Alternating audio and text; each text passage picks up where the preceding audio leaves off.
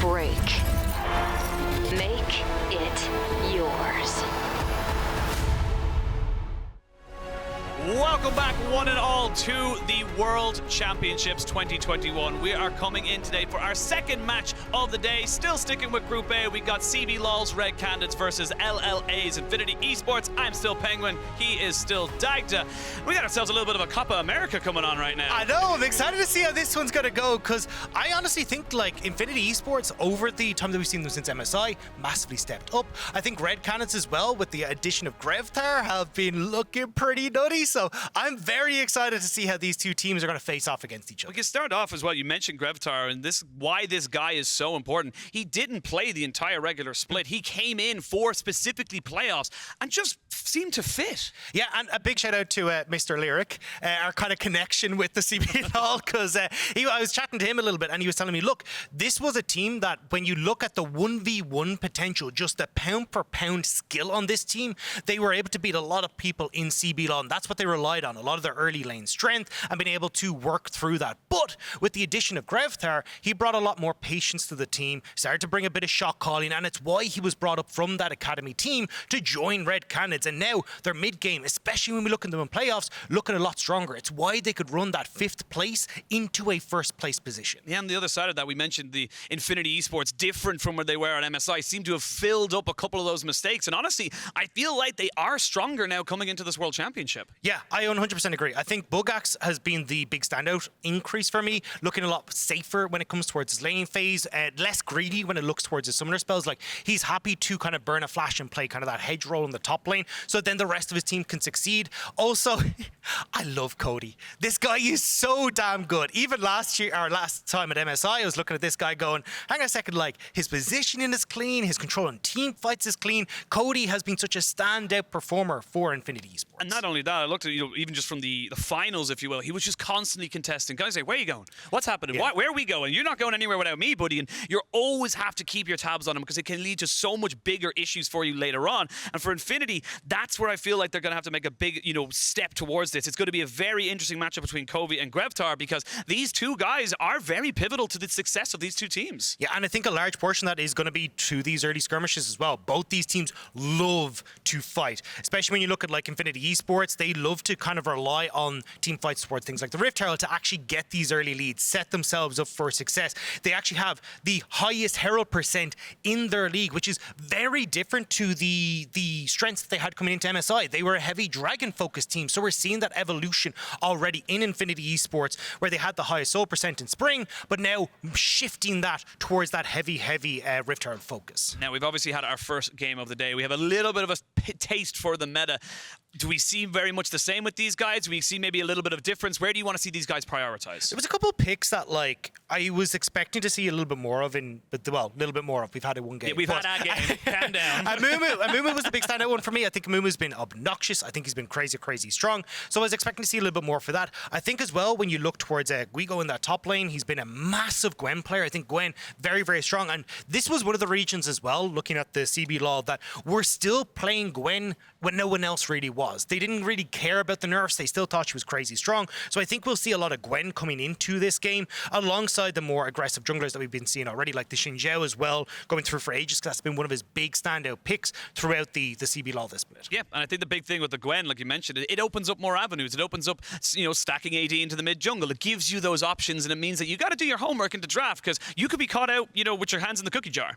Yeah, and I think as well, when you're going up specifically against Grevthar as well, this guy, I'm not going to say he's like very Doom BX, but certainly when you look towards his champion pool, right, we're looking at very low economy champions. So what you'll see is him moving around on things like the Twisted Fate. He's even got 2 Kled games in there that he likes to pick up as well. So certainly going to be looking towards much more the, hey, I'm going to facilitate my lanes rather than getting a big lane advantage for himself. So if you're not kind of prepared for Grevthar on these more roam-oriented carries, you can get caught with your pants down. And this is the thing as well, like we talk about the CBLOL, massive history in international events. Of course, the Kaboom Esports taking down Alliance. I cannot remember the year of which that happened, but this is the kind of team, this is the region that we always look to kind of say, what do you got in store? What do you have in the bank? What do you got to be, to show us in this stage? And they are always someone that can come out and just really take it to a team and give us all a bit of a surprise. Yeah, and I think as well, coming into this, we're going to get like the kick up back into kind of our gear coming through from the LPL. Like one of the big things that I enjoy, like especially when you look across at the CB Law representatives, a lot of the times they love to take these fights. They find big objectives, kind of more like looking towards skirmishes. And I think as well, when we look towards Infinity Esports, if you dangle a fight in front of these guys, they're more than happy to try and take that. So I think we're definitely going to be seeing a lot more aggression in these early stages than we got in the last game. And I wouldn't be surprised if we see picks that try and facilitate that, right? We are talking about like potentials for like Lee Sin as well to come out in the jungles. I think that's going to be another big pick. I think we're going to see that drift away from what we got in game number 1. Yeah, I think that both sides recognizing that both these teams will want to go for the jugular, if you will, at every and any moment. So those early game champions, those big skirmish heavy champions that we know and love, will find themselves an awful lot higher priority as we wait to kind of see where this one goes. And looking at Infinity Esports, obviously we've talked a lot about CB Law and stuff, but for Infinity Esports, like we said, they were of course in the MSI as well. They've moved forward, and honestly they've just been the best team coming out from Latin America. Yeah, well, they did have that big convincing lead in the regular split, but definitely fell off as we got towards phase 2 of their split, and they nearly lost the finals after going to game 5 against Estral. So it was not the kind of the easy swing through that a lot of people expected after looking at Infinity Esports at the start of phase 1. But now here they look good, they look confident, and especially as we talked about with them kind of leveling up and changing their style from MSI to now, I'm excited to see how they can do, because personally, like, my thoughts on kind of where the meta lies is using a lot of the support, working with your mid jungle, and looking towards these Rift Herald to start to balloon that early gold lead. And I think that's what Infinity Esports have encapsulated really, really well towards the end of the split, utilizing that style in their favor. I do have a slight announcement. We have got a issue on stage. The league officials are investigating as of right now. We will update you when we get any more information, so we do apologize for the delay, but plenty to talk about. We are seeing these teams for the first time, and again, I suppose we can look at the group as a whole as more of a kind of holistic thing. You actually have high hopes for Red Canids coming into this group, despite being in Group A. Yeah, I know there's some people that disagree with me. I think definitely when I look towards their mid-game, I do agree that there has been kind of question marks, right? I think Grevthar is helping to smooth that over a little bit, but certainly I think their early game, I just love. And like as an LPL guy, where you can balloon these early game leads monumentally, I feel like Red Canids can do that, especially if we start to look towards these 5-man plays down towards the bottom lane that Red Canids like. And already we're seeing those early aggressive players getting knocked out of these bans. You got Lee Sin, which you mentioned, Cody's LeBlanc taken away as well. Now the Draven from Titan, he's not going to get anything. Yeah, they're just trying to get away from these aggressive plays in the bot lane. Like, Titan has played a lot of Ezreal, his most played. They're pretty fine to just go, right, Titan, you go, look to scale. We'll actually unlock Jojo from the bottom lane and look to work with Aegis. The only big issue I have with Red Canids is when Grevthar needs to go in these roams, he doesn't get a huge amount of support coming through from Red Canids. So I think things like the Rise, these picks that Grevthar can kind of be self-sufficient on, Twisted Fate, another one, are going to be the picks that Red Canids will start to look towards for Grevthar. And honestly, we didn't really get a chance to talk about Titan, but the guy has been around for, honestly, feels like an absolute age. He's just been around forever. He was with Kaboom that played in 2018 MSI and of course in Worlds, but straight away Infinity Esports laying down the gauntlet saying, we want the Lucian. Yeah, Lucian's been doing some yoga in the little few weeks that we had off, because he's the most flexible champion we have right now. Top, mid, AD carry, totally fine. You compare him with engaged supports if you want to, like Leona, because he's just obnoxious in how strong he is in the lane. And as well, then you compare him with things like the electrocute Nami that we might get to see here from Infinity Esports. It's been kind of a little bit of a fun time for me when I've been playing it in the bot lane, so we'll have to see how we go. But Red Cannon's going to respond with the Misfortune, the upside, another lane bully, and Aegis potentially looking towards an AP jungler here to open up things like the Tryndamere mid, the Yone mid, and it will still be the AP jungler. It's just going to be that Lillia. Yeah, big AoE sleep available to you there with the Lilting Lullaby, and of course, if you can get ahead, just getting those camps off of spawn is so quick. You can counter jungle so effectively. Yeah, also got changed a little bit as well, where she gets a lot of healing and not going to be moving around as fast, so a little bit easier to lock down, especially as we get SolidSnake going back towards the Jarvan. I love SolidSnake on these early game picks. He's so good with it, and there is the Nami to go with this Lucian. You have a crazy strong bot lane now that you will have to deal with as Red Canids. Yeah, not only is he very flexible, but also he got some little bit of buffs there as well. He's able to get, when he's buffed up by a champion, he gets empowered auto attacks. He's able to just trade so much more effectively. Someone like Nami, who's all about the healings and the buffs, she's going to be perfect in that bot side. Yeah, we'll go into that a little bit more because there's even more stupid stuff with this pick. But on the opposite side, we want to see a bit of engage locked in alongside this misfortune. There is the Leona. So still a lot to be kind of up in the air for, especially mid lane for me. But also we're talking about Guigo, big carry picks like this Gwen that he's been enjoying, the Camille. So it's a curious question here from Infinity Esports. Do you look to ban topside, or are you going to try and put a nail in Grevthar, make sure he's stuck in that mid lane? I have a dark theory, a dark technology. I think that could be a Lillia top. It could be a Lillia top. I'm not saying it is. I'm not saying it's good. I'm just saying it could be. It has been making the rounds right now, and so we'll see exactly where that wants to go. I know they're very flexible champion that can go between a couple of different lanes there for the side of Red Canids, and like you said, we're seeing some of those big kind of skirmishing champions getting taken away now by both sides. The Aurelia band away, the Gnar, and the Gangplank. Yeah, I do like that you're kind of like putting a lot of attention towards Guigo though for Infinity Esports. He has been a massive carry for Red Canids. His damage percent is sky high. He's basically sharing the top spots with the rest of the team, and I think when you're looking towards him, getting him off picks that can do well is going to be good, but the Camille going to be locked in here for Guigo. And honestly, with the Aurelia taken off the board, there's not too much that can really go toe-to-toe with it in these early stages and stop this Camille from scaling and working so well in team fights with things like the Misfortune, even the Lillia as well. Another big team fight ultimate. You can find someone, isolate them away, and just try and just all in with that Leona if you are given it now. So Infinity Esports got a couple of seconds left to see what they want to lock in. They are going to go with the Kennen this time around. So again, looking to try and just trade team fight power for team fight power. Yeah, and I like this idea, right? Like the whole idea here for Red Canids is let's lock people down with Leona, with Camille, big AoE, big team fight. Right, Kennen can try and look to disrupt that. I'm curious to see what they lock in here for Cody though, because that's the big question mark for me coming in here is like how much do you want to, or how aggressive do you want to go? LeBlanc taken off the board from, has gone towards picks like the Zoes, a lot in towards maybe like the Rise, but the Sylas has been left open, and that's going to be the first pick here for Cody. Plenty of options to take away. Bullet Time, Lilting Lullaby, the Solar Flare. You got a lot of good options here for the side of Infinity to be able to steal those ultimates. Yeah, it also denies things that we were talking about, like the TF, right? You don't want to pick the Twisted Fate now in towards the Sylas. Things like the Rise, though, could go well for Grevthar. He's only played it once this split, but certainly can work pretty well. But he has played the Sylas, the Kled twice into the Sylas. We'll run this TP Ignite, and it looks like we might be getting it one more time with the Lillia locked in, but no, last second change in towards the Sett. We're going to get the Sett in again. Does give a very similar feel to the Kled. You're going in, you're trying to be disruptive, you're going with your ultimate to try and just get on top of people and cause havoc. But it's again these low economy champions for Grevthar. He wants to try and roam, wants to try and make impacts on side lanes, and will happily just fall behind. So this fits into his wheelhouse so incredibly well, playing towards Guigo, setting himself up for success, and I think that's where Red Canids will be putting a lot of their attention in these early stages.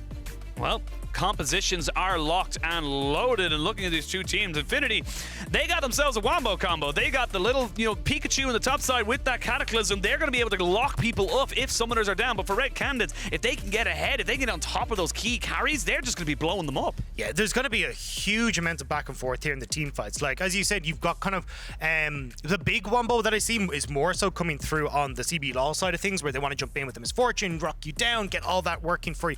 But when you do look at Infinity Esports, I think it's going to be more kind of trying to contain a lot of what you're going to be seeing coming through for Red Canids, right? You've got the Jarvan to try and lock down Sett, stop him from getting access to the fight. Same when you look towards the Lillia. You've got the Electric Mouse, the Danger Mouse, to make sure you can keep everyone else at bay.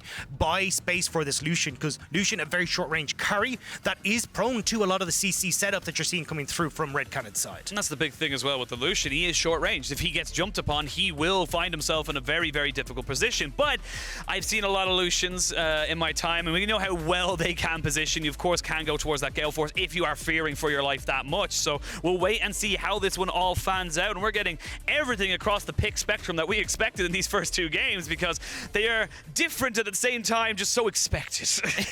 Yeah. I mean, it's nice to see that we're getting kind of the taste for both these teams, right?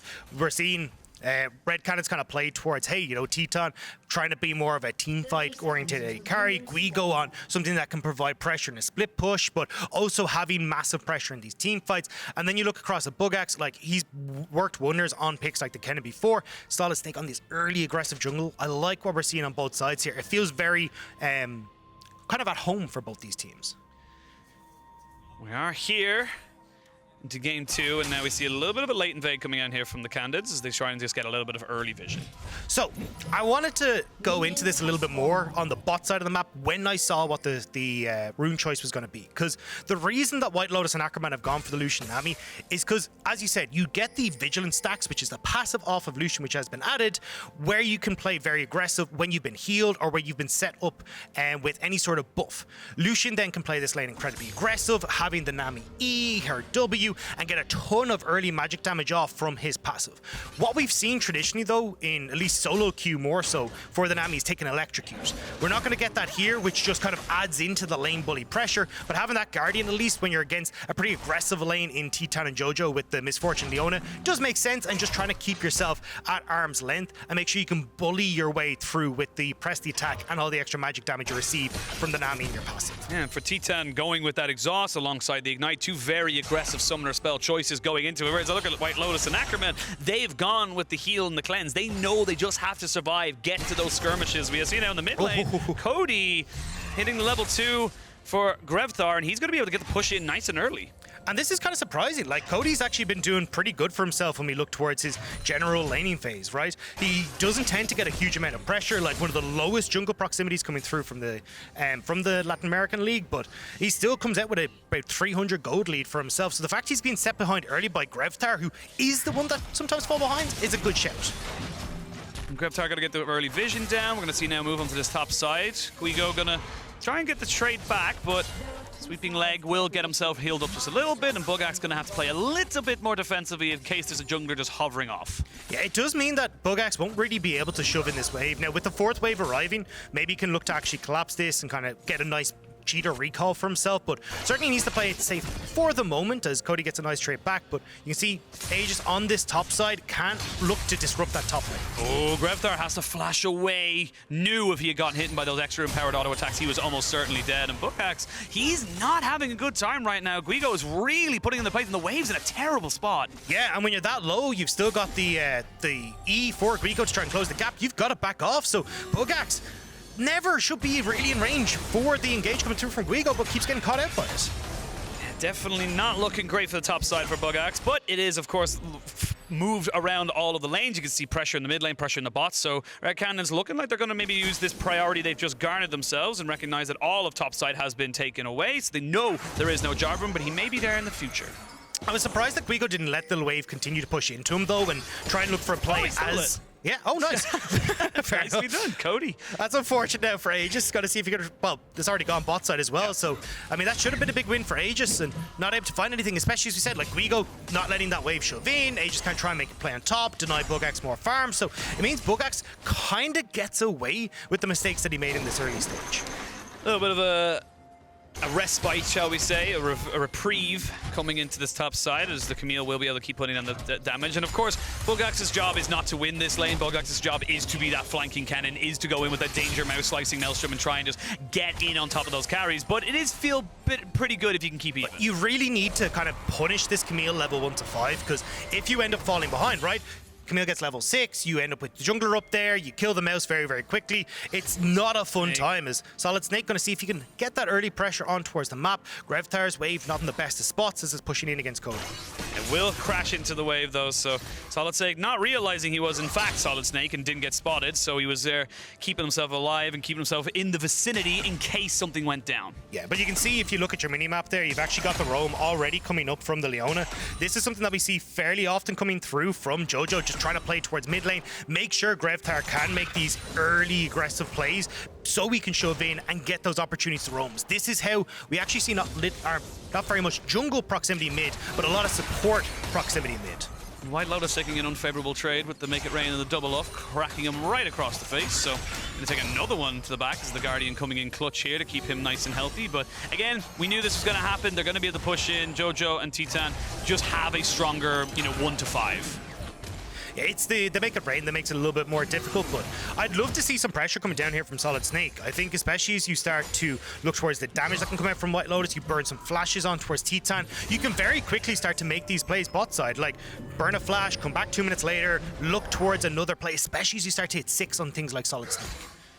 And again, we're seeing a lot of time being given over by SolidSnake to this mid lane, and you know it kind of lends itself to how we talked about this. Is I might have to stop myself as Buggax. I should be fine. There will be a Hextech ultimatum available, but we're looking at Cody and Grevthar. They are two very different tools for their team. Yeah, and you can see it there, right? You're not going to have Grevthar come out massively far ahead, but when he's in lane, but he wants to try and look for these roams, link up with Aegis, and make plays towards the top side. And whereas we look at Cody, though, he's been very much a case of I will get my own lead, lads. You go deal with elsewhere in the map, and I'll come and join you after. But you can see he managed to get that decent goal difference, but not as high of that jungle proximity. Guigo is going to be spotting SolidSnake and realizes he's about half HP, so doesn't really want to fight that one right now. He doesn't know exactly where the mid laner of Cody is, so just backing himself up. Aegis will pick up the scuttle and will roam down. There's a little bit of an overextension. TP is available for Guigo as they're going to try and go into this. There is no ult for Aegis, so no great CC if Jojo doesn't land that Zenith Blade. Yeah, unfortunately not quite able to, even if you get on towards Whitelotus, right? Still has that cleanse.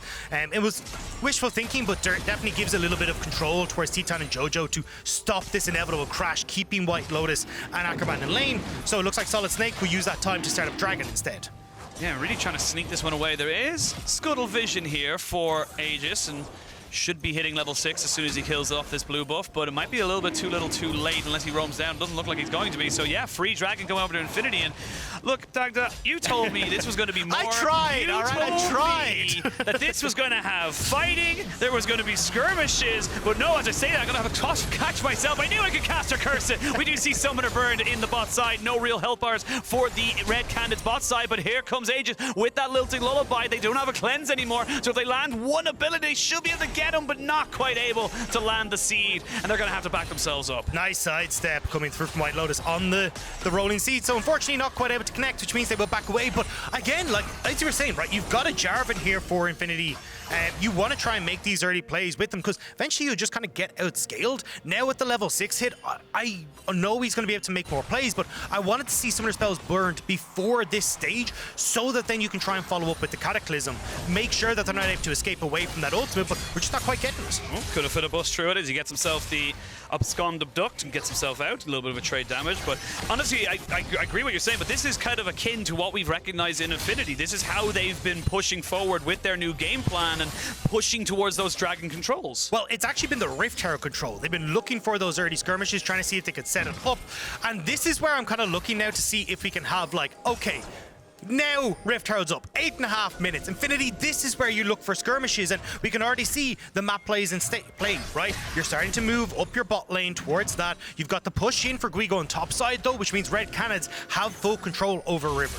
Oh, we are going to see a hell of a lot of people here, as we can see now Flash back, trying to get the showstopper to start it all, but it's all about the movement. As he gets in, gets the haymaker, Grevthar will fall down. There's Fuzz Blood, and we get a tidal wave right across Jojo and Aegis. Cataclysm down, 3 more kills going on. That's a fantastic sleep, but you have no extra damage now with a TP coming in. This fight can really begin. There's the tactical sweep. You don't get a lot, but you get one back, but it's still Infinity with the advantage. Yeah, it's kind of the participation medal there for Guigo. Infinity Esports get that great skirmish that we were talking about, right? Cody setting that up beautifully, the flash behind, and now Infinity Esports have control on the map. They reset with all that extra gold they picked up and can now look to move towards that Rift Herald again. We'll get it here, right? Cody steals away the Sett ult, flash behind, and then it gets a little bit funky with the stun on stun.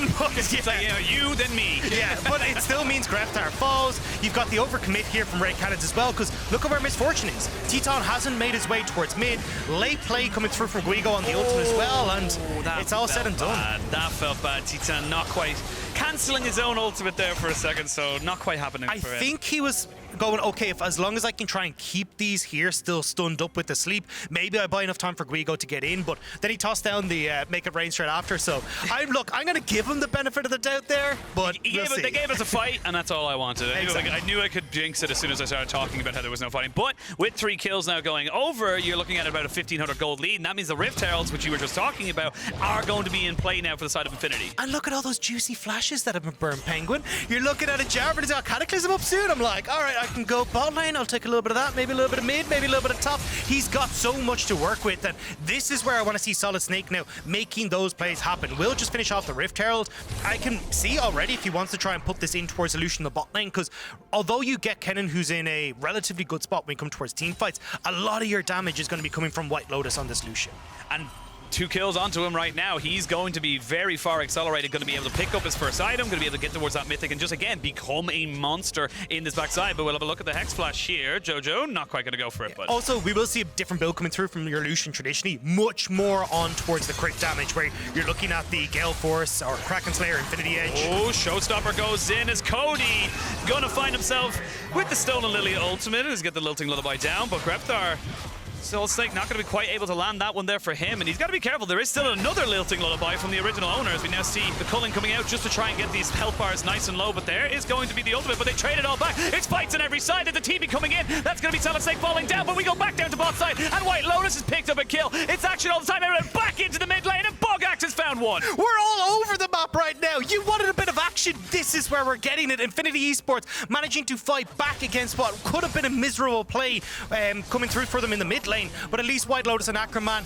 abusing the early lead that they picked up in this bottom lane. 3 kills now for the Lucian. He'll finish off his mythic. There's the Gale Force and be right on his way towards that Infinity Edge. And again, you're just trading the sides of the map. You get pushing bot, but because you TP down, Buggax had the TP advantage. Now you're going to give up a bit of wave top side, so you are just trying to see what advantages you can get. I like this from the side of Infinity Esports. They're going to try and delay the backs. Yes, he will be able to get it. Now it's a little bit of a full-on skirmish. Guigo does not quite have himself the mana to go for this one, and Cody felt a little bit brave. Yeah, I mean, he's already got that quick reset. You're still waiting on it to come through from Guigo. Little mana. You're going to be fine to try and make that, and delaying that back means he can push out this wave. Maybe we can get a little bit of a turret plate damage for himself. Whereas when we're looking across at SolidSnake, we need to keep his eyes on this jungler. Has that Rift Herald. Opportunity again to just add more gold into the Lucian in the bot side, if that's what Infinity Esports want to do. We are seeing first items being picked up now. You've got the Hextech Proto Belt, or the Rocket Belt, excuse me, going on for the Canids, who are able to push that distance in. Gore Drinker, Gale Force, which you obviously mentioned about the Lucian, but also on the other side of that, you've got the Yomu's Ghostblade right now for the Titan, so he's going to just try and burn these health bars as quick as he can. And that's an item that we're going to get used to seeing a lot, really strong at the moment. But Infinity Esports going to pop down this Rift Herald in the mid lane as well, and we're looking at Red trying to see if they can make a play on towards Buggax in the bottom lane to try and respond. Yeah, they're going to look for it there. He's not going to be caught out, though. Jojo and Titan just get a little bit of themselves, show themselves on the bot side, as we do have ourselves a pause, the first pause of the World Championship. Sorry, everything's really hype for me, I guess. Yeah, just first everything, yeah. I'm glad that first I'm paper here. cuss of the World Championship. First time I stubbed my toe in the dressing room. First time I smudged my glasses. We did it. But now, like, you know, we're obviously coming into a very important time in this particular game. It is the second Dragon. We are seeing both teams looking like they want to fight it, but important to know, there's still about 30 seconds or so on things like the Cataclysm, the Lilting Lullaby, the Slicey Maelstrom, I believe, just came off of cooldown, so you are waiting a little bit longer before you feel fully confident going for a 5v5. Yeah, and again, I think the game plan for Infinity Esports is definitely underway, right? We talk about the ability for them to try and contain a lot of what Red Canada are trying to do. Well, when you've got the opportunity for this Lucian to be 3 kills up, Gale Force already completed, you want those ultimates just like, right, we buy time, and now we've got this powerhouse Lucian enabled by the Nami, and we can set up a lot of these plays at these early fights, snowball through this AD carry. Whereas on the opposite side, you're looking at Red Canids and kind of going, well, I mean, yeah, we can try and get Lillia into the mix, but it's really difficult against what's available. Our Misfortune has the almost Ghostblade, but hasn't really gotten up and rolling yet. So you're still kind of a step behind here as Red Canids. And I think the big thing when we look at these two compositions as well is also ease of execution. You know, it's a lot easier to land your Cataclysm, which is point and click, than it is to land, say, a Zenith Blade or even go in with a hook shot. Just in general, that's just the execution. So you are going to find yourself with Infinity are going to be able to get onto the carries a little bit easier. It's going to be how Red Canids respond to that. Yeah, I think it's all about the other point and click for Guigo on the Camille. If he can lock down that Lucian, you get the Bulletstorm, yeah, whatever, coming across the top, you end up in a situation where you're going to be locked in. Yeah, that's where I got, a little bit messed up. But I think then you'll be a lot easier then for Red Canids to find these team fights. And sure, then again, as we said, like one of the big carries here. Now, you still have to be careful because you have a lot of follow-up that can come through from the Kennen. We've already kind of hinted at that. Cody, pretty massive as well, coming through onto the Sylas. We already see him trading pretty well against Guigo in that top lane. So you still need to kind of play it safe here. as Infinity Esports and make sure you're not getting these core carries picked off as these fights open up. Yeah, also, sorry, by the way, go for it. If you ever have a bit of a downtime, just keep your eyes on Teton. I love this guy coming in on face cameras. He's the most like animated person I think I've ever seen on any of these cameras. Honestly, I think all of them are. I think you see that a lot with the Brazilian and Latin American players as well. They're just very emotionally charged with everything they do, and it's honestly fantastic to see. You can see the passion in them, and the fans reciprocate that as well. Yeah, well, I mean, especially when you look at like Guigo, right, Aegis, even the sub-mid laner Avenger, they have spent their entire professional careers on Red Canids. Like, these are guys that are committed to this team. They are committed to making sure that they succeed, even when they like dropped out of CB Law, then they come back in at the end of 2020. Like, this was a team that had its ups and downs. So I think when you even look at like Twitter, there's like hashtag Red Win plastered all over my Twitter right now. So definitely a passionate fan base, but also like fans being rewarded for believing in this team for so long, where they had to go through the trenches to get to where they are. Yeah, well, we have been given an update. Tournament officials are investigating a potential bug reported by Red Jojo. So we have got a bug potentially in the game. We will obviously keep you guys updated as long as we have any information. So hopefully it's not too serious. Hopefully we can just, maybe, keep it going for that. But obviously we have a lot of time on our hands. And we talked about the Red Canids. And like we said, there's a lot of hype and definitely fan support for them. But again, Infinity Esports, these guys and these, this particular organization has been around an awful long time. Yeah, I mean, do you look towards like you've got so much time here for both these rosters to try and like get into them, the regions that they want to, trying to perform. At least for Infinity Esports, they've kind of become the staple team when you look towards LLA, where they've had the success they had back in MSI. Now they're coming up again. The difference is obviously R7 was the LLA representative back in 2020, but this is their third international appearance after the 2018 Worlds. Yeah, and we are back into game. Obviously the bug was not leading to anything game-breaking. Tournament officials have deemed it to be good enough to keep going. We'll see now if anything does pop up again. But 2 Dragons now in the back pocket for Infinity Esports. Now we're seeing that Wood is being traded, though, for the pressure in the bot for pressure in the top. Yeah, and again, like, this is kind of the game plan here coming through for Red Canids. They've been relying pretty heavily on Guigo to be one of their big carries, and we're kind of seeing it once again here that he's getting a ton of resources just dedicated to himself as Cody. Looks for a decent trade, but not winning this one. I was going to say, I don't think he wins this one, but the sustain is crazy from Cody. He just gains 400 health out of nowhere. But this is now a 2v1. This is no longer a fair fight, but the thought of a Hex deck ultimating and landing them underneath the tower is enough to dissuade the dive. Yeah, I mean, but with Jojo coming up, you still got to back away here as Cody, so you will get this top lane turret now coming through, and especially when Grevthar went to Infinity Esports, the fact that Red Canids could be the ones to crack open the first turret, get control of the map, is going to be a big win for this team. And remember what we talked about with Red Canids.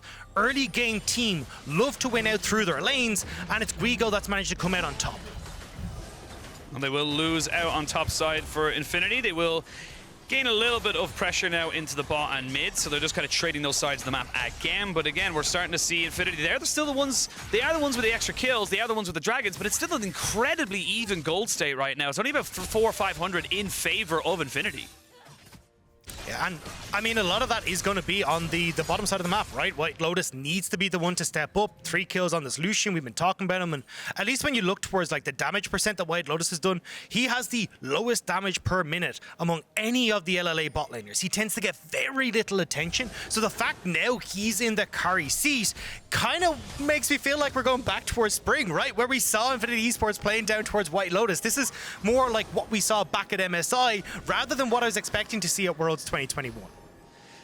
Again, there's no real reason for Infinity to fight right now. They're happy to pick up these items. They're happy to get themselves into a state where they know if they can get the right ultimates, they will have a fantastic 5v5. And for Red Canids, they feel like they're just building up right now, getting those first, key ultimates available so they can go for that big 5v5 skirmish. Yeah, I mean, the skirmish is going to be great. You can look to try to play through side lanes a little bit with Guigo, but my biggest problem for them here is just going to be the early dragons.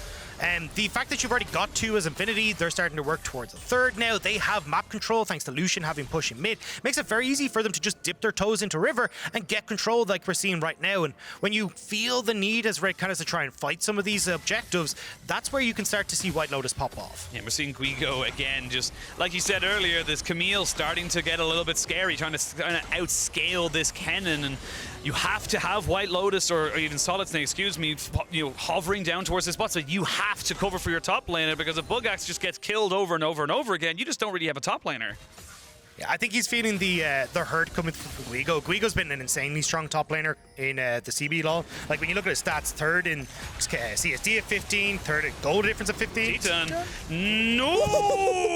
I thought it wasn't going to be enough, but there's the Gale Force. They even have the cleanse just for good measure, and that's going to be a nice little kill into the mid lane, into the back pocket of Whitelotus. Yeah, so I think we're going to see a little bit more Lucian Nami.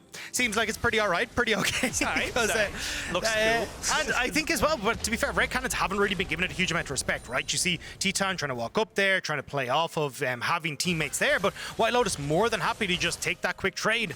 It will be answered by Red Canids on the bottom side as they look to get control, but certainly nice job from Infinity.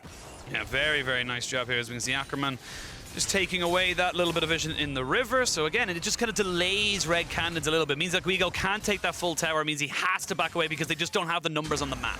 Yeah, the issue though is having lost that mid lane turret now for Red Canids, you can start to look for more aggressive plays, right? Push in mid with like Whitelotus, look to get control over these side lanes and in the jungles, and then start to dip into Fog of War, look to play off of those side towers. It becomes really difficult for Red Canids to try and protect themselves on side lanes when SolidSnake can show up at any point in time. Well, Dragon spawning in 45 seconds. It is a Cloud Soul coming onto the rifts as Infinity would like. Don't think they have any real reason to kind of, push themselves in a bad position for it, but they would definitely like to get themselves onto Soul Point, especially this early on. As we have a quick look at the gold, and they are looking at a couple of resets they would like to get in, specifically in that top half of the map. Buggax and SolidSnake sticking on about 1,000 gold each.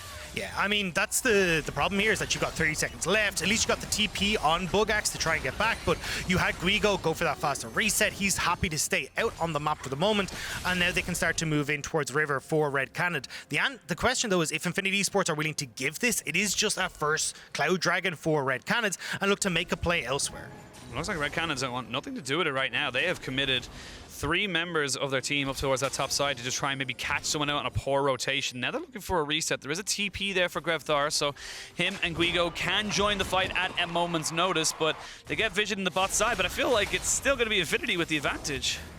Yeah, I mean, Red at least have control of River. You're getting the Grevthar having just picked up his Gore Drinker, which is going to be pretty crucial for him when he gets towards these team fights. So at least Red have managed to delay it enough before they start this up in case a fight does kick off. Because as we said, Infinity Esports, they're ahead. They have this massive Lucian. Why not try and use him? Yeah, absolutely. He's still waiting to finish off his Essence Reaver, but right now, Whitelotus is definitely feeling pretty strong. They are looking to maybe just trade this one, saying, look, we don't care about the dragon. Or maybe we do. They're not sure, Dagda. They're not quite sure. We're in, we're out. Yes, no, maybe so. Yeah, it's just they're not quite sure, but I think they know that this will be a free objective. They can go for it, and they can get the push in bot side as well. Yeah, that was the big thing, was like, hey, now we've got shove in mid with Whitelotus, like we talked about.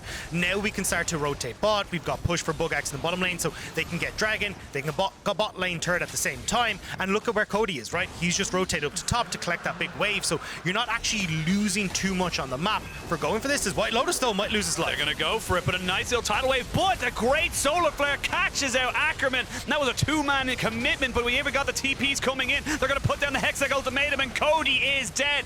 And the blink of an eye, 2 quick kills, and Red Canids have themselves everything. And in Infinity Esports, they just commit too much. This is something that we saw a lot from them in the regular season, was they just get dangled a fight in front of them. They'd overcommit to it and end up losing it. Now, it pays off sometimes, but this time it comes back to bite them, and Red Canids now have control of the map. Have control of the map. They got control of this top side as well. They're going to be able to take down this turret, with Shelly getting herself a bop on the head to that one there. Not much Buggax can really do about it. As I say that though, everyone from the side of Infinity Esports is coming out, so not going to overcommit. They're not going to do the same mistake that Infinity just did. Yeah, they really just want to try and get back onto the map as fast as possible, right? You're going to want to try and get Guigo down into this bottom lane, keep him as your split pusher, make sure that you can get control of mid lane, especially with the mid lane turret down. But this was just a really good engage coming through from Aegis, and instant follow-up from the support. Brilliant engage coming through from Jojo that sets up Teton for success, and then just the overcommits completely from Infinity. Oh, we got to go back into this one here as Ackerman gets caught out, brought into the showstopper, and that happened on the other side of the map. Misfortune picked up a kill onto the Lucian. They're just falling like flies. What happened to this great early game, Dagda? What's going on? Red Canids happened, and they're just eating up Infinity everywhere they go, and now it's Red Canids who are moving over towards the Baron. Infinity maybe trying to see if they can contest, but SolidSnake spot on the wall. They're going to go straight back into it. The solar flare will not land. Cody did seal away the showstopper, so this is going to be a little bit difficult now for the side side of Red Canids. They've already used a lot of ultimates and a lot of summoners. They're trying to keep this Baron procced, but it's a bit dangerous. SolidSnake is off to the back of the pits. They know where roughly he is, but not exactly. They don't have great vision. Baron down to 7,000 HP. Buggax still flash, still got Proto Belt, and still got the ultimate. He's going to have to slicing himself out and get himself back to safety. Red Canids not willing to burger flip it. Yeah, Infinity, they had the respawns. Whitelotus and Ackerman coming out from base, and unfortunately, Red, they just don't commit hard enough. They're not sure where Infinity is. Buggax thought about it for a second there into Grevthar, but now you have to reset as Red, and you're giving up all this beautiful control you just got in this Baron area. Yeah, really was. We have a look now at the replay, and it's just kind of Ackerman just going, where's your buddy? You need a buddy system. Especially as Nami, like face checking the dark as a Nami is, you're just gonna end up with sushi. So gone is the Nami. Whitelotus here as well, trying to push up mid, not having that control on the side, and great plays coming through from Red, just managing to capitalize on 2 oversteps from Infinity. This game, again, back to an even Steven state. The only real advantage you have for Infinity is those dragons stacking. There's a little over 2 minutes until that soul spawns. And the ultimates would be pretty good for the likes of the Cataclysm, of course, the Slicing Maelstrom, and even the Sylas as well, regardless of whatever he picks. So a lot of good options there available to him. For Red Canids, they feel like they're the ones that are being a bit more proactive. They feel like they're the ones that are looking to catch them out.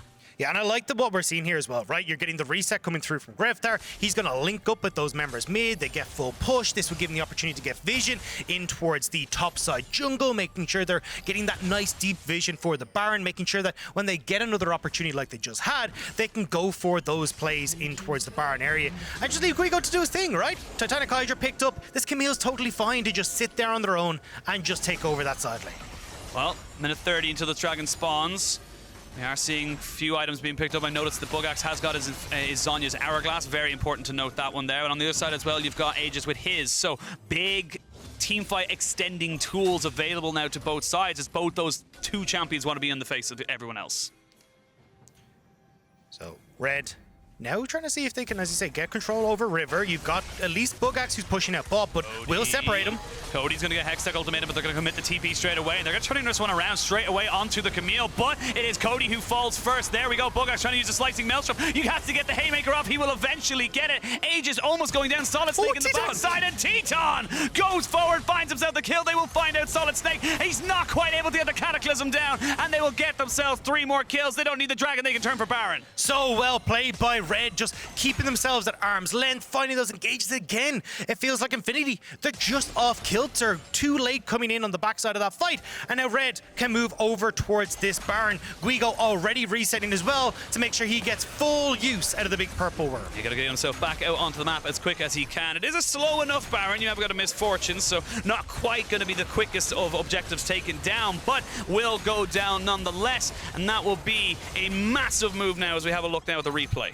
Yeah, you're going to see here just keeping control of River. Cody takes that step too far, and this is the combo that we're talking about, right? Guigo locking key members up, keeping them in place. They pick off Cody, and yes, SolidSnake is doing work in the back line, but the front side of this fight is just far too strong for Red, pushing people off. And now you can see in the bottom side, they want to make sure that they can pick up this next dragon as well. Oh, that hook shot stunned the SolidSnake, just making sure he couldn't jump onto Aegis. And you feel like if he gets that Cataclysm, he gets the point, and there is the animations you were talking about. I love this man. I love Teton so much.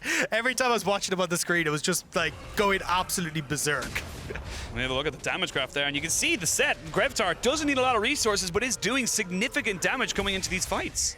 Yeah, I mean, doing massive work, especially when you're able to hit onto multiple people with that Haymaker like we saw in that last fight. That's what's making the difference. And obviously you got the Gore Drinker as well to make sure you're staying nice and topped up underneath that shield. So just nice play coming through. And now we got that Red Bull Baron power play about to start up, and you kind of got control of everywhere right now for Red. And all of a sudden, it's a 3,500 gold lead. You've stopped the dragon stacking. That's not going to be for another 4.5 minutes. You are waiting now for Infinity for a couple of key items. But looking on the other side, you got 3 on the Misfortune. Misfortune is just absolutely ridiculous amount of pure damage coming out onto those squishies, like the Nami, like the Lucian. And it's just going to be so much harder to walk up and get those fights. Yeah, and you can see as well, like the thing that we hit on earlier on, the Youmuu's Ghost Blade doing work, because you get so much opportunity to reposition with the speed up. Just crazy powerful item right now after the changes that we saw in the patch as well. Cheaper, 15 ability, haste, only losing 5 AD for that. That's a trade deal I'll take any day of the week. And now Red are taking everything on this map as well, and Infinity are kind of being left done raw by a lot of these trade deals. Yeah, they're not really getting the best of it. They're a little bit of a lone shark right now is Red Canids. We can see Whitelotus going forward, seeing if he can maybe get something going from him. Guigo is here. He's going to jump straight in on top of Cody. There's a showstopper to try and get the bullet time going. He will get the damage, and there's a fantastic solar flare that cannot continue onto it,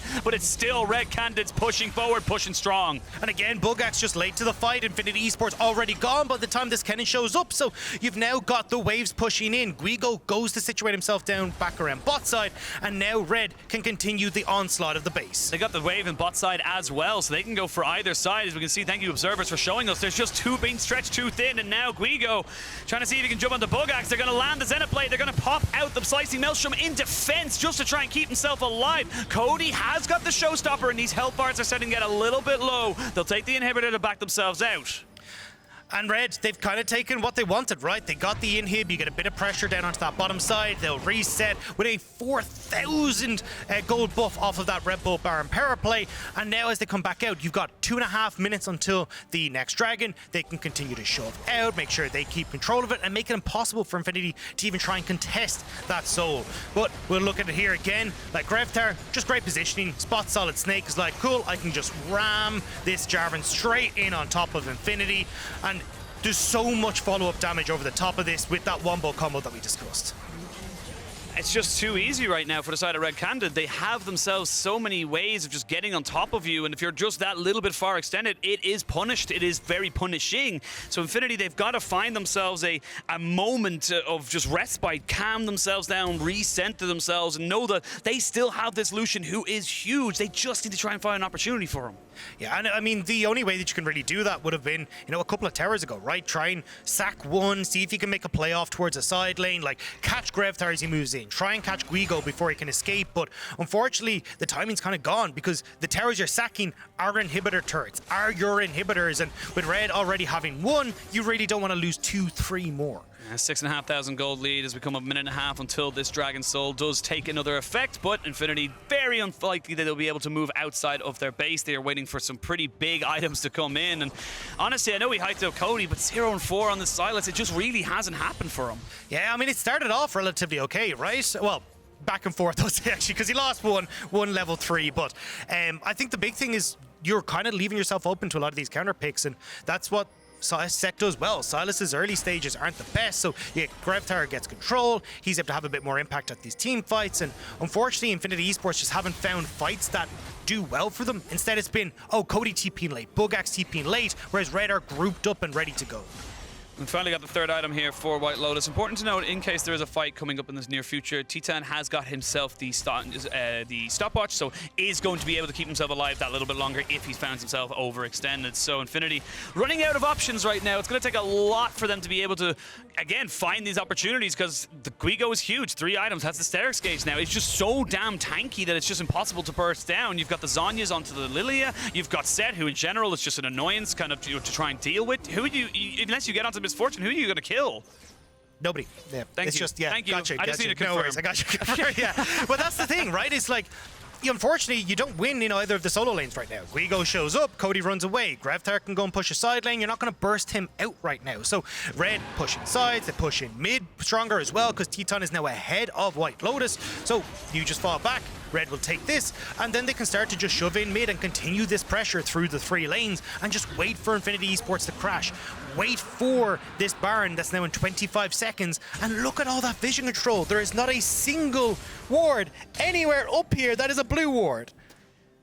Yeah, it's a little bit desperate right now for Infinity. They are boxed into their base. There is nowhere safe for them outside of the walls. And even then, there could be a sneaky teleport, ward. They don't know just yet. They have to keep sweeping it. They have to keep checking it to make sure that they do not get caught out. So they're going to try and venture out as a group, as a conglomerate, because there's safety in numbers.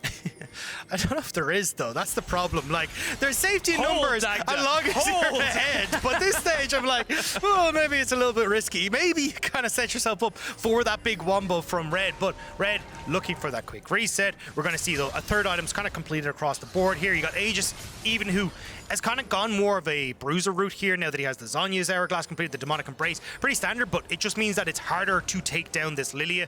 And again, we're just going to see them float over towards this Rift Herald, and with the double percentage health damage coming through from Lillia, Guigo being as big as he is, they will tear through this bar. Yeah, the Demonic Embrace is just so massive as they have no vision and they can't move forward on it. Now they've used a trinket, so Jojo will be seen to about half HP and they'll back themselves away. Guigo going in now to SolidSnake, who immediately flashes away. Do they commit? They do not. They got the flash. They know that SolidSnake has to commit, and once he's in, he's in. And that's the thing. Now, again, they're just slowly but surely whittling off of these summoner spells. They can just go back and commit. There's no real pressure on the map for them right now. It looks like they might even try to aggress a little bit further forward, playing towards the dark, and see if they can catch out Infinity. But, I mean, at least the blue ward for the moment, making Infinity Esports think they're safe. That's the last blue trinket available, and now Baron going down to about half its HP. You can see now Red Canids, so they don't want it. They don't want to try and get the Baron. They want to go for the fight straight away. SolidSnake in a little bit of trouble. He's the one who has to face check as we go in. We're going to see the Hextech ultimate coming out. There's the bullet time. They're not quite getting it on top of people that they want, but there is the death of the jungler now as they try and go in for the showstopper. Cody not quite able to get the abscond abduct. These health bars are too low. It's a double kill for Grevthar. It's a double kill for Titan, and that's going to be the game. I mean, secure, contain, protect. The package was delivered successfully as they just keep Teton safe. Buggax never gets the opportunity to try and use this big ultimate, and now Red will look to close out the second game of the World Championship. They will look to try and push this one in. They got all the ways they could possibly want. They're even going to TP in. It's Ackerman versus the world. This is reminding me of a bit of Attack on Titan. Ackerman versus the Titans, but the Titans come out on top in this particular instance. It will be advantage in the Copa America to the Brazilian side. And so well played by Red Canids. We talk, hey, you know, early stages, they like to try and play through this top side. We go ahead, play through those strong lanes. But the big thing that was missing from the regular split was going to be that mid-game shot calling. They step up here, play well through the objectives, finding opportunities to trade. And now it's Red Canids with one on the board. Big win. You want to start off with a win. That momentum can be huge, and you're just going to get better, or at least you hope that you're just going to get better because you're feeling more comfortable on stage, you're feeling more comfortable with the meta, and like we said, you start off on the right foot. Yeah, I mean, gorgeous play, and I'm excited to see what Red Canids can continue to do now, right? As Titan nearly falls off the stage, but just, you've already got one on the board, you're looking good, a bit of a confidence boost as well. Now, we still got to look at, okay, Grevthar, level 1 going a little bit astray, the bot lane not looking so hot against this Lucian Nami, but certainly like things that you can pick up as you start to get used to the meta, start to figure out how you want to play your style, and I think it's a good start for Red Canids. Really red start. It's a red start. They were on red side and they're the red Canids, excuse me, but it is going to be a great start for them. CB Law going to be happy with that. Of course, we want to see if they're able to put that, but check out Peace's pick as the song that represents their playstyle and the rest of the teams competing at Worlds on the official LoL playlist on Spotify. The LCO champions selected Believer by Imagine Dragons, and versus LNG, they will look to make everyone believe in another LCO miracle.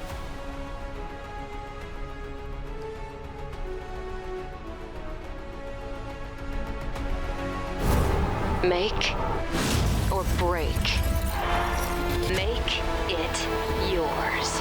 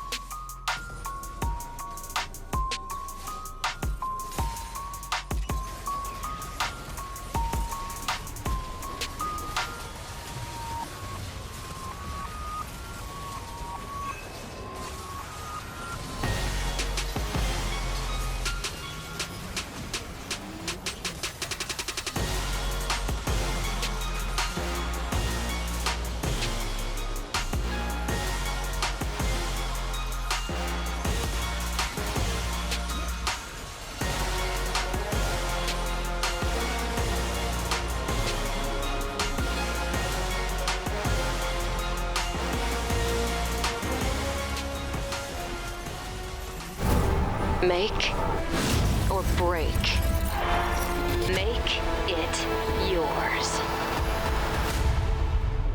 Welcome back, everyone, to the State Farm Analyst Desk app, as I have a bit of an echo, just signaling that to production. But Red Canids, they just secured their first win at Worlds 2021, and I'm joined by Emily Rand for a closer look at what is a phenomenal start for the CB LOL. And I feel like the CB LOL is always a region we look at that has, you know, amazing teams coming out of the region and amazing fandom, but they are not always able to bring it on the international stage. Well, and it typically starts with a win, right? Yeah. Like there is a win that happens, and then for whatever reason, adjustments don't happen after that to, you know, improve as much as other teams, or other teams adapt and adjust to the meta differently than they do. So we'll see how Red are able to Evolve. Yeah, exactly, and build upon what they did in this game. Yeah, I think that's a great shout, because CB LOL teams always come in very proactively, but then maybe not evolve as much. So let's focus on the things that they can take from this game that worked out perfectly. I want to call out our Oppo player of the game, Grevthar. If you don't know,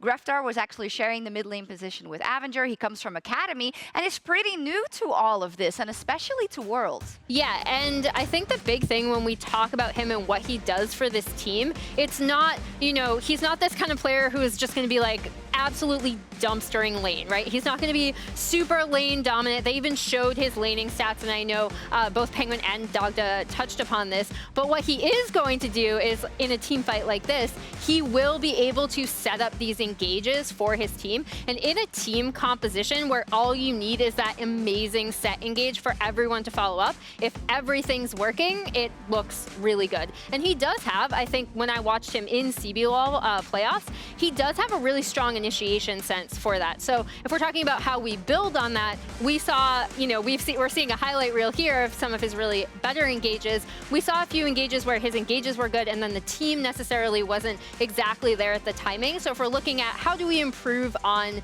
what they already did well in this game, it's that. It's getting those timings down even better, especially if they're going to continue to run compositions like this. They're generally easier to execute, especially if everyone's on the same page.